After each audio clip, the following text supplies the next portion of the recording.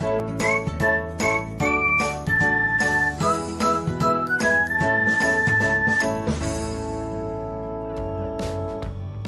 everyone, welcome back to another episode of Technologyglance. Today in this video, I am going to guide you through how you can turn off email notification of replies on Spotify. So let's get started. Firstly, open Spotify app in your device, then tap on your profile icon, next tap on settings and privacy. After that, tap on notifications, then scroll until you find comments, next tap on it. After that, you can see the option of replies. Below it, you can see the option of email. Turn off it by tapping on it. So this is how you can turn off email notification of replies on Spotify. Thanks for watching.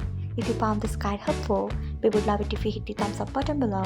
We upload great new tech tutorials like this one every day, so do not forget to subscribe to our channel and hit the bell icon so that you'll never miss another update.